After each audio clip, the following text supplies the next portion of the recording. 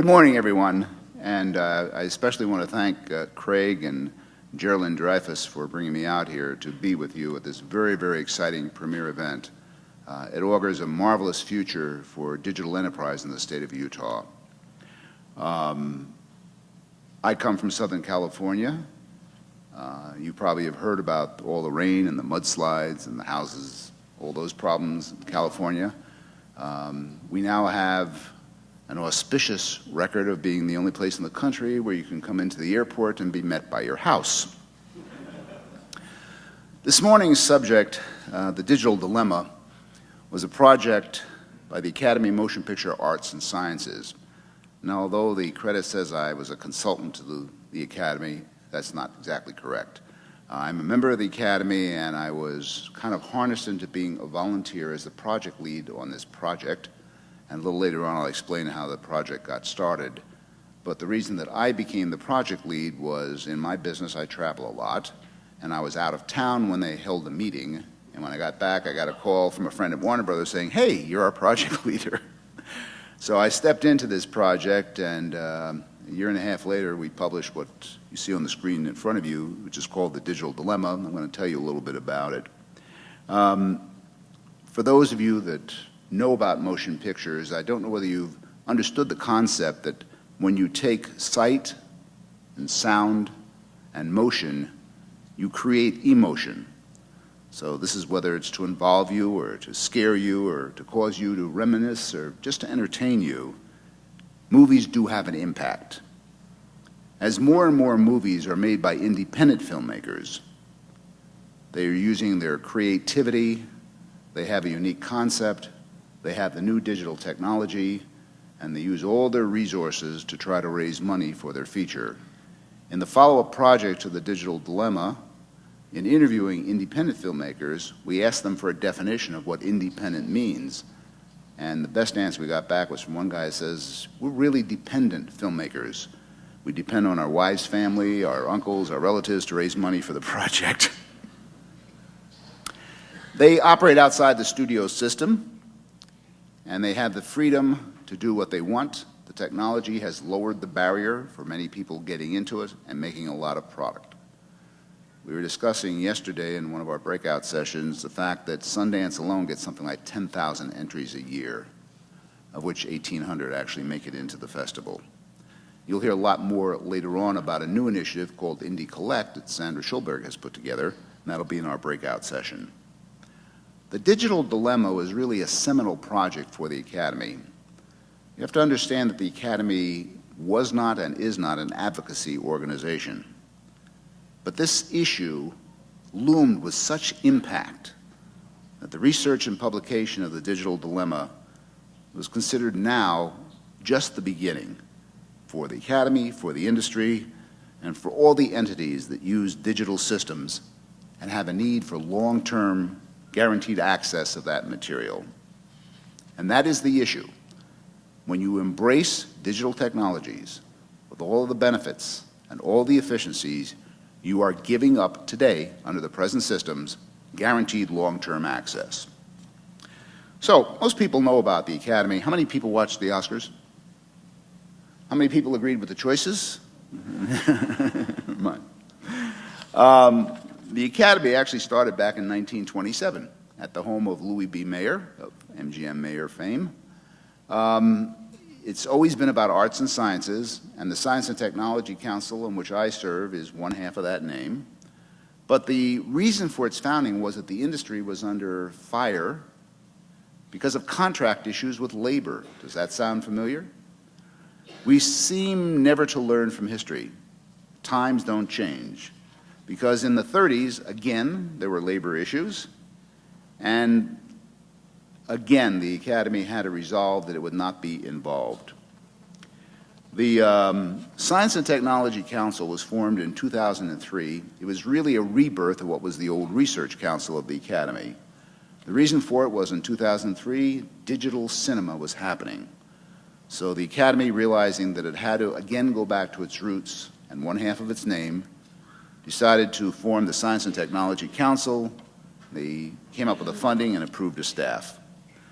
The council structure basically has 25 Academy members as an oversight, several operating committees and subcommittees, including the Digital Archive Committee, on which I serve and was project leader for this publication. The project committees are really great in a nonprofit organization, but we like to say that ours actually produce results, this being one of them. I could really go on about the Academy, but for more, just go to their website, and you can get more background if you want it, www.oscars.org. The Academy itself is a major, major repository of information.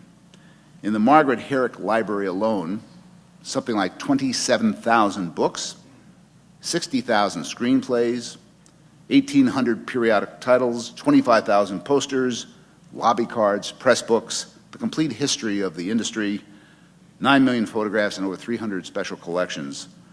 And in the Pickford Film Archive itself, we have slightly less than 100,000 items and some digital stuff coming in there as well. Shortly after the council was formed, we all got together and said, you know, this digital stuff is great, but there's some pretty big problems that come along with it. So what do we do when and if film goes away? So we convened kind of a summit. We brought together technology leadership from the studios and the archivists together for the first time in a single room. We involved peer organizations such as the Library of Congress, the UCLA Archive, the American Film Institute, and many others to discuss these issues. And one of the things we agreed on is that this is a business issue, but it deeply, deeply affects the arts as well. There's a shared feeling that there is no digital equivalent to film with respect to archival function. So we took upon the task of developing requirements without regard for the existence of technology or the solutions that satisfy them. Now, as we got into this project, it really wasn't clear whether this was a problem, single problem, set of problems to be solved, or that it was something larger and more complicated. And that's the difference between a problem and a dilemma. The dilemma here offers two choices. You can go with the efficiency, and there are many, of digital systems for image capture, digital workflow, up through a digital master. The dilemma is that with that, you give up guaranteed long-term access because in today's technology, there are no standards. As a result of the research the Academy undertook in writing this, we heard that the digital dilemma, as we call it, is a universal problem. It's not limited to the motion picture industry. Today's digital collections are young, relatively small compared to what they will be, and I think Chris's slide points that out dramatically. So the time to get a solution is while we still have film as an alternate system, and we can possibly solve the problem. And that is one of the things that we will posit today. We learned a lot in talking to other industries. We found that they all had similar problems and issues with digital preservation. We found that what was happening in the industry was really, really good for vendors and very, very bad for customers. And we found that this being a problem that affected not only the motion picture industry, but that every other section of industry and government, that we were going to need collaborative effort to solve it. And today I'm not even going to get into some of the consumer problems with videotapes, and CDs and DVDs and high-def tapes when they become unreadable. That's another subject really for another day. Since the report was published, we were surprised to find there was worldwide interest to it. We had report requests from Harvard and Yale and Stanford, the National Archives, the Hubble Space Telescope Data Center, IBM, EMC, Iron Mountain, and Chris Johnson served on the Federal Interagency Task Force on Digital Preservation Strategy. And the feedback we got from all of them was, yeah, we got the problem too. When we originally went into the digital dilemma and decided to expand beyond the motion picture industry, it was our hope that we would find solutions from other businesses and industries that had the problem but had been having it longer than we had. Unfortunately, the answer was nada. We got the problem too, we haven't solved it. One of the pats on the back we got from the digital dilemma was from the Society of American Archivists, and I need to explain that the Academy itself rarely receives or accepts an award. But they felt this one was kind of important to make a statement. The citation was for the Outstanding Preservation Publication Award.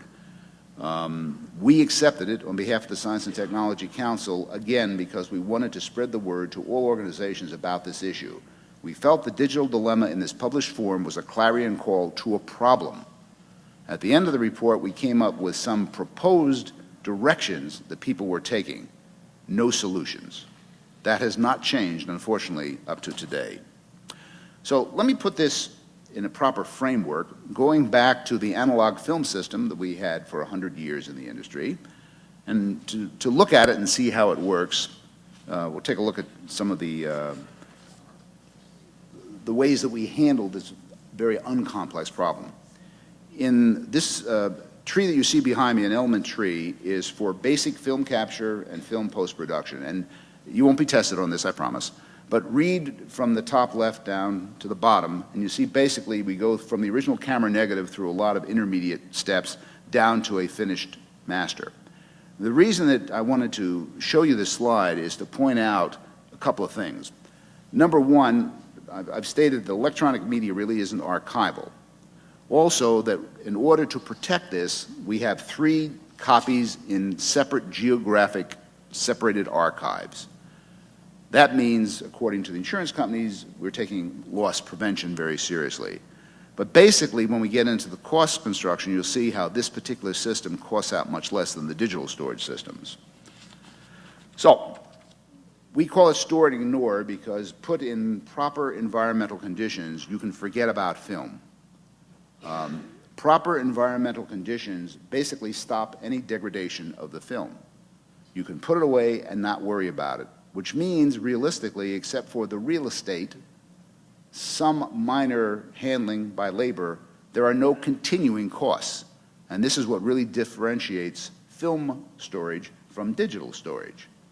This number that we use here, $1,000 a year for the master and $500 for the rest of the material, is a number that we got from going through case studies of all of the major studios and archives, seeing how much they actually save, and putting this number to it. These are street prices from vendors that we have, 40 cents a reel, so on and so forth, and came up with our number of $1,500 a year because we annualize this over a 100-year life of the film. Okay? Keep that number in mind, please. We move on. Now, this is what we're doing today in some areas. We have picture only, but it's data capture. And we go through various steps to get down to a digital master. And then what the major studios are doing basically is taking that digital source master and filming out, meaning going back to film. They have several ways of doing this. The most common way that you may have heard people talk about in yesterday's breakout session was 3-color separations. And a very simple primer, so you'll understand when we talk about YSAMs what that means. There is a process in film, which is called separations, where they have 3 black and white film records. I say black and white because then you don't have a color fading problem. Each of these records is made on a specialized stock which is sensitive to a single color. One to yellow, one to cyan, one to magenta. Put them together, it prints color. When you make a set of separations on polyester stock, all of our studies have proven you have a minimum of a 100-year life. Some claim even more. Again, in putting up this element tree, there are some extra steps in here which add to the cost when you go digital. Now, let's take a look at these costs. If you take a look at the left side of each of these categories, the archival master and the source master, you'll see a basic cost for all film, $1,059 for the archival master, $486 for the source material. Comes out to a little over $1,500, $1,545 if you will, per year. That is for film only. As soon as you start adding any of the digital elements to this formula, the prices escalate. And you can see how they go from film capture as master all the way up from digital capture, 2K, 4K, to those final figures, which, as you can see, are much larger than film only. Now, you probably have heard the terms 2K, 4K. That basically is a method of measuring resolution. There is a claim that 4K is the equivalent of 35 millimeter projected on a screen. Some organizations are working on a 6K answer. In the industry, there's a big argument about how many Ks are okay. For a theater of this size, you could probably get away very easily with a 2K. If you're going into Radio City Music Hall or the Samuel Goldwyn Theater at the Academy, you need 4K. Again, this is an in-process movement. There has been no solution to it so far. So let's take a look at digital preservation. A lot of digital stuff is stored in desks and closets. When you talk to people, they say, oh yeah, we have our original hard drives. Where are they? Well, the hard drives are on a shelf somewhere. Okay. Going back, and you digital folk know this better than I do, hard drives are spinning media. When you put them on a shelf and they don't move, they're going to lock up, they're going to freeze up. We have anecdotally had examples of hard drives being inoperable, let me change that language, unable to access after 18 months. That's a lot of hard work kept for 18 months that is meaningless. So, wherever it's kept, kind of doesn't mean much. The fact is that there is no continued access after a given amount of time. We don't know what that given amount of time is. Maybe someday someone will come up with one. There is some hope for other areas. We know the Walt Disney Studios are working on an optical media for animation, and we know of at least one studio that has a managed storage system for audio assets. Just to review the separations, because again this is going to go into our cost analysis, you take the digital source master, a digital record, you go through a laser recorder, and you come out with these three records, yellow, cyan, and magenta. And then from that, you can make either a duplicate negative and a check print and all the other things you would do in the normal process. The major studios do this because film is the only preservation medium that has a guaranteed life. It's a life that we know of. The original piece of film, which was shot by Thomas Edison, runs 2 seconds long. It's called The Sneeze. The original is at Eastman House in Rochester, New York, and the only other copy is at the Library of Congress in Culpeper, Virginia. Film lasts. If you get the idea that I'm in favor of film, you're absolutely right. Okay, so what happens when you're in the digital world? How do you handle this stuff? How do you preserve it? And I say preserve in quote marks. It's a thing called migration, which means you move from one format to another. I mentioned to some of the people I've talked to here about a program that I do every year for the American Society of Cinematographers, their annual award show. And I'm in an editing room for about 2 weeks putting together the interstitials and the clips and so on and so forth. We worked this year on an Avid system called the Nitrous. Wonderful editing tool, very efficient. And I asked the editor, I said, how often is the software updated? He says, well, under our license, probably every 4 months. It's okay. And how backward compatible is that? He says, 2 generations. I said, if I understand you correctly, the material that I worked on last year, I can't get to this year on the Nitrous? He shook his head and said, yeah, that's the price you pay. Sorry, that's not a price that some people want to pay. Digital asset preservation as done today is really active preservation. It is exactly the opposite of store and ignore. And active preservation means continuous action, continuous labor, continuous cost. When we were doing the Digital Dilemma report, we came across the Storage Network Industry Association report. It was a 100-year report that they did on their own industry and their own devices. Their report basically said migration is broken. They said migration practices do not scale to meet the digital preservation requirements of the data center. And again, this is their own organization, okay? So, migration, as they are reporting it, and as we understand it, migration without degradation is a myth. A myth. So in our discussions, let's take that off the table. Migration is not a long-term solution.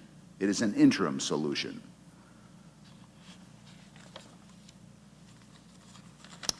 What's at risk? And this is really kind of the sad report, part of my address today. Fox Movietone News, 60 million feet went to an obsolete ID1 format.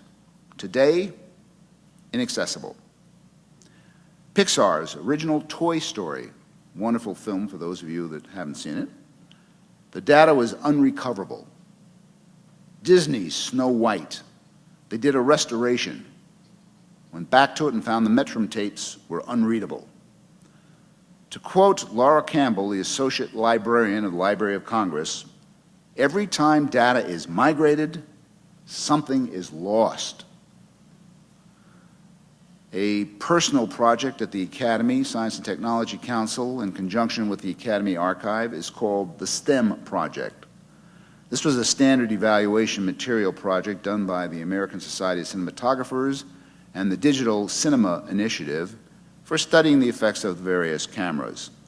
All of that test material of incalculable cost, because most of it was donated, now resides at the Academy Archive, and unfortunately it is unpreservable.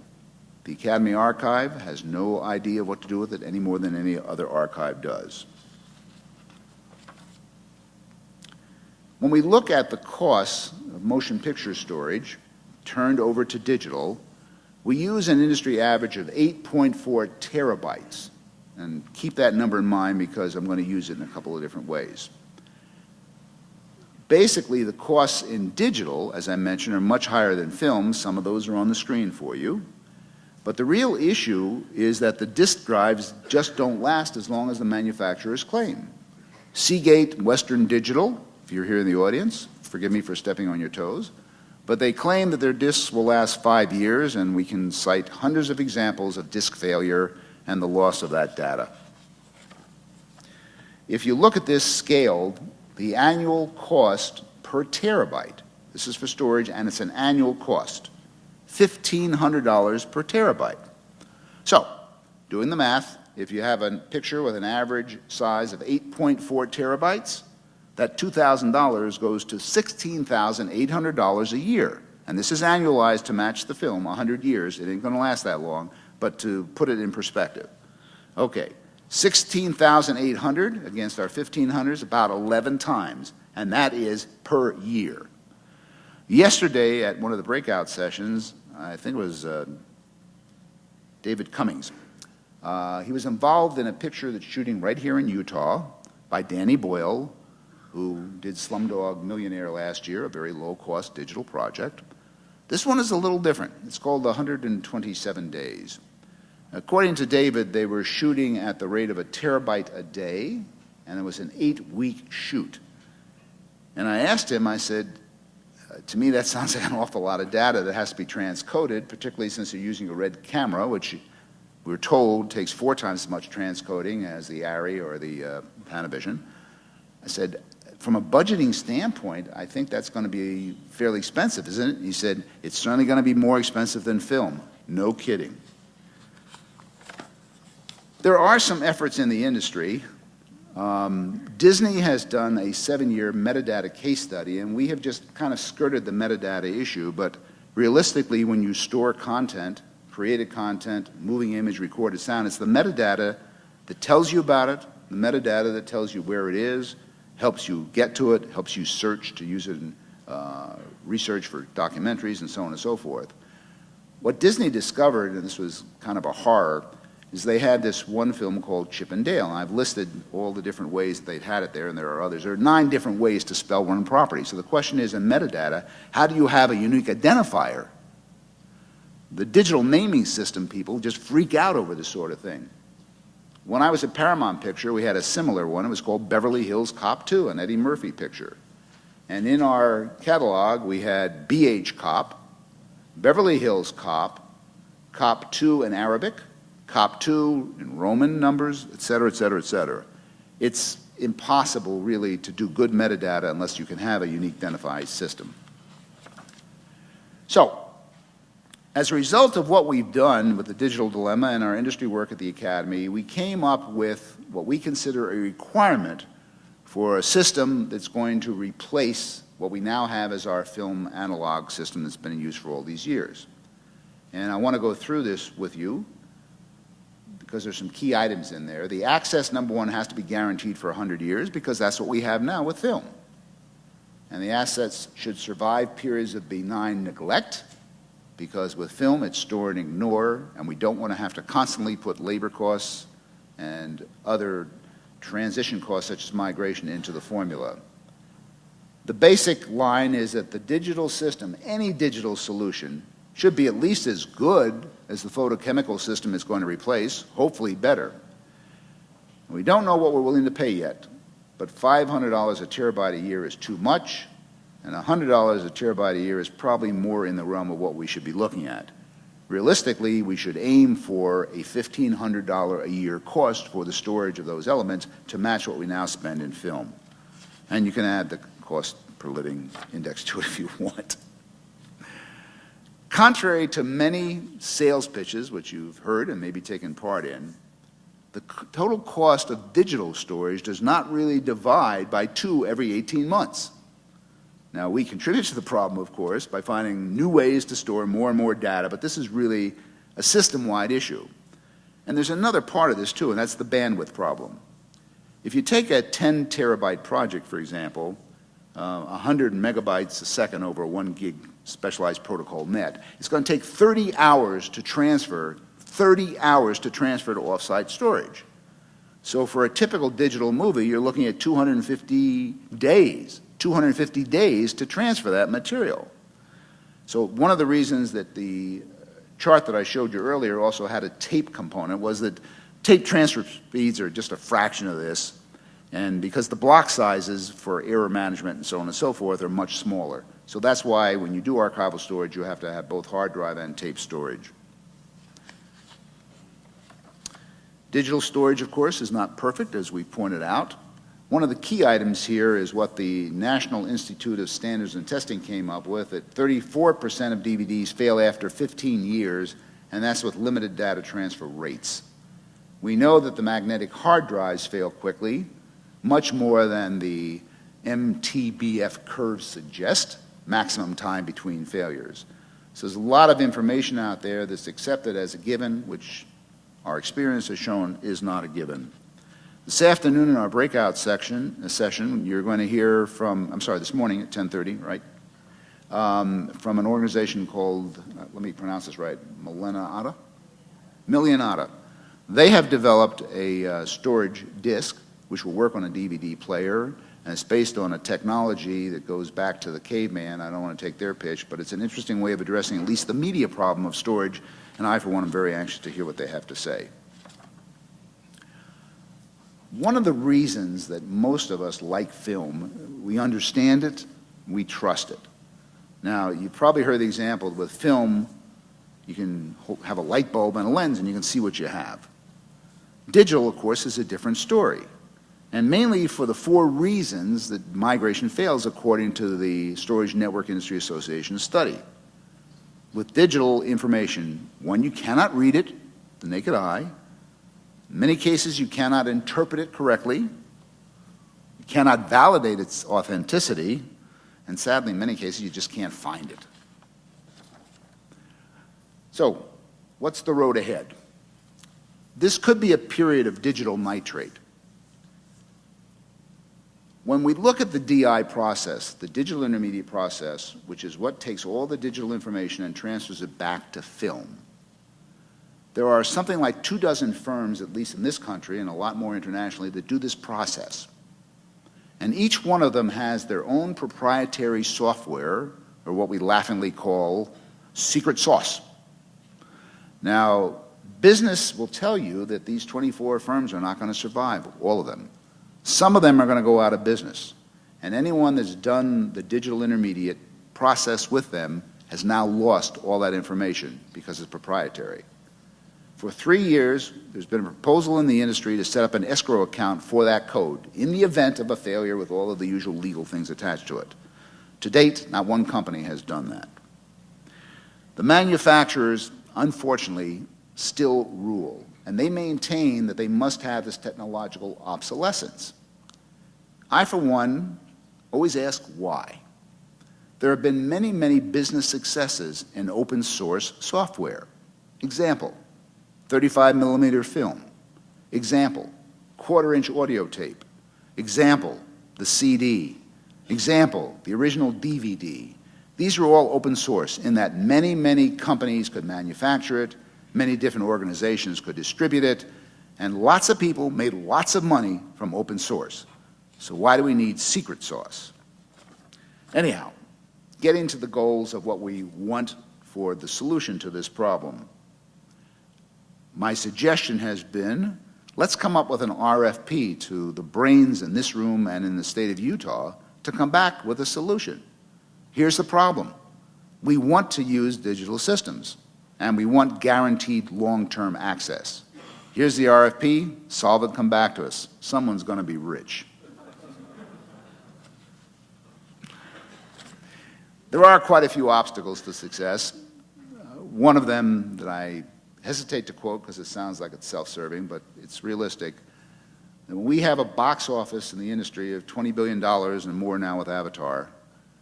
0.005% is all that's spent on this problem, and frankly, most of it's being spent by the Academy and the Library of Congress with their NDIP project. NDIP, by the way, stands for National Digital Information Infrastructure Preservation Program, a typical government name, but a very interesting project that involves 137 partners with the Library of Congress to address the problems that we are talking about, among others. There is a unit in the Academy that is addressing the issue of metadata. We are addressing in a follow-up report aimed at what's happening with this problem with independent filmmakers, documentarians, nonprofit archives. How are they dealing with that? And that will be in the follow-up report to the Digital Dilemma, which we hope will be published in June. One of the things that we know is an obstacle is that we will not accept planned obsolescence. It's just not okay for all IT applications.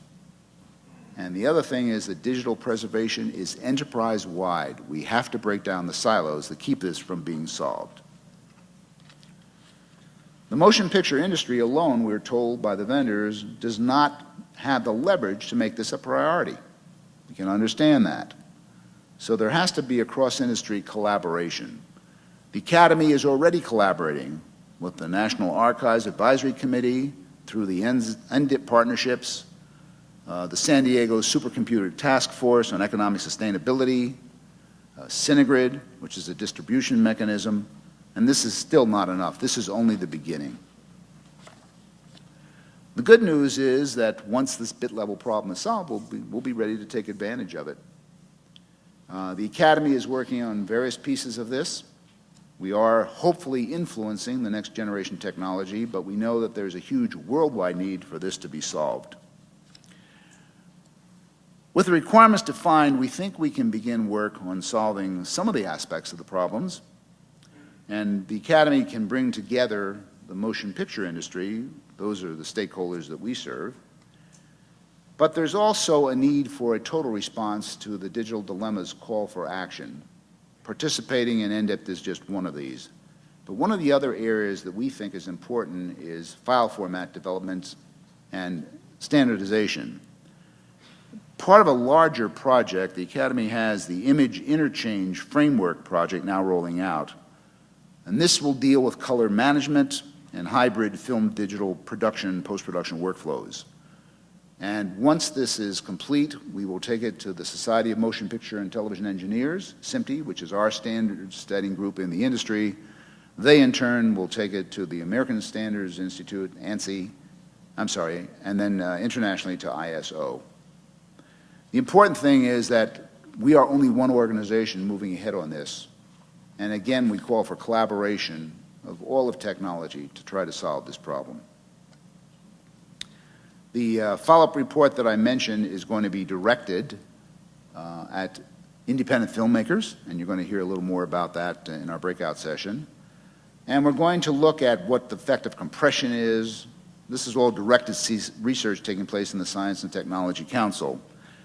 The important thing is that when we look at the three constituencies that are going to be featured in the follow-up report, they don't have the economic wherewithal of all the major studios. And they will depend, particularly in the case of documentary filmmakers, on the public electronic record in history. And to that point, I wanted to describe to you what is taking place across the country As cities and towns are celebrating their 200th and 250th anniversary of their founding, and they go back to create the visual history through the morgues of the local stations' newsreel libraries. Now, in the mid-'80s, television stations embraced an operation called electronic news gathering, ENG. What this did was replace all of the 16-millimeter film that they were shooting news on, local news, with videotape. Reason? Great sales pitch. Hey guys, it's erasable, takes less space, reusable, costs less money per use, et cetera, et cetera, et cetera. So the local stations went to videotape.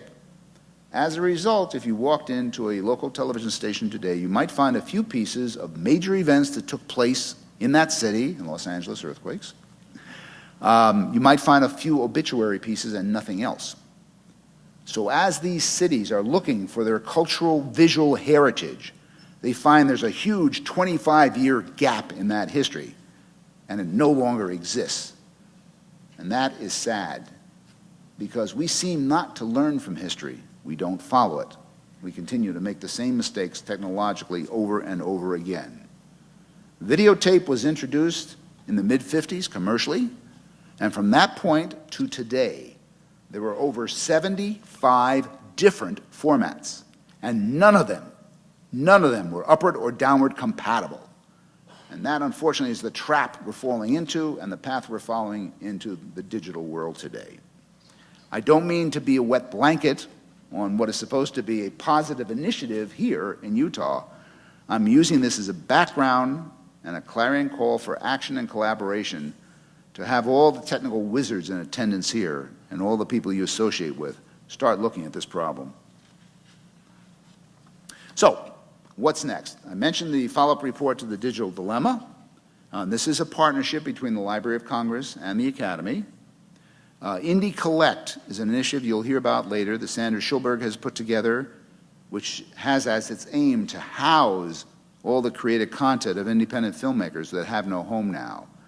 And Geraldine Dreyfus and the Salt Lake City Film Center will be at the top of the pyramid for the distribution of that, spearheading that effort. And I'm very proud to be associated with them. I'd like to leave you with the last words of a kind of bright man called Albert Einstein. We can't solve problems by using the same kind of thinking we used when we created them. I've also posted here, for those that are interested in reading The Digital Dilemma, the URL, so you can download it. And I want to kind of summarize what we talked about this morning with a story. It's based on a novel that Ray Bradbury wrote called Fahrenheit 451, which is supposedly the point of when paper bursts into fire and ignites. Now, if you look it up in Wikipedia, it says that that happens at 450 degrees Celsius, not Fahrenheit, but they're purists. Okay. So in this novel, a very despotic dictatorship forces all books to be burned so that all ideas will be gone and people can't think. And that way the government will take over everything. Think healthcare. A group of concerned citizens, think Tea Party, decides to fight this. And what they do is they memorize the great books and the great ideas of the time. And they pass this down generation to generation, verbally. Each person has responsibility for one great book to pass on to the next generation, and that person passes it on to the next generation and the next generation. And that, of course, is analogous to some of the things going on in today's society, but most importantly, it's analogous to what we face with the disappearing images that we are going to face in this digital dilemma. I, for one, would not want to verbally describe to the future generation the pure scope of Lawrence of Arabia, the wonderful palette, the sound of music, or the noir of Casablanca. I would not want to face future generations that asked, why didn't you save these images? Why didn't you save what is the cultural, visual, oral history of your generations? And that, my friends, is the digital dilemma. Thank you.